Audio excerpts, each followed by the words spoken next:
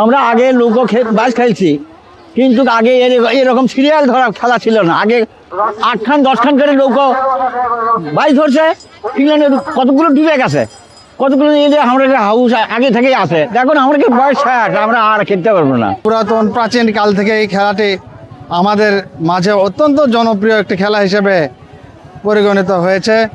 সেই নৌকা বাইচ আজকে গাবতলী উপজেলার হাতিবান্ধা গ্রামে আমরা দেখতে পাচ্ছি যে নৌকা বাইচ অনুষ্ঠিত হচ্ছে এবং বিপুল পরিমাণ মানুষ আজকে এই খেলায় প্রচণ্ড উৎসাহ উদ্দীপনা নিয়ে এই খেলা উপভোগ করার জন্য আজকে তারা এখানে এসেছে এবং আমরাও এই খেলা উপভোগ করার জন্য এসেছি।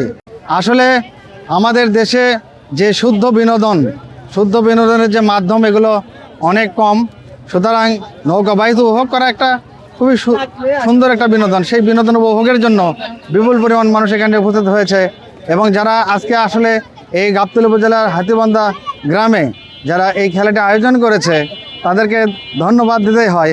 এবং তারা যেই আয়োজন করে আমাদের জন্য যে বিনোদনের সুযোগ করে দিয়েছে, এটা আমাদের জন্য অনেক ইতিবাচক একটি ঘটনা। আজ থেকে 13 বছর আগে থেকে বাস খেলা দেয়।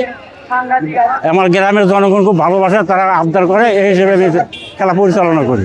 এখানে আছে ওখানে আছে, আমরা দেখছি তখন অনেক লোক দেখছে, এখন ছেলে নাই, বিলুপ্তির পথে চলে গেছে। বাচ্চারা নৌকাবাজ দেখার ইচ্ছুক, তাদের জন্য 50 বছরের নাই, এবারের নাই 50 বছরও যাতে নৌকাবাজ হয়, সেটা আমরা প্রতিষ্ঠা চাই।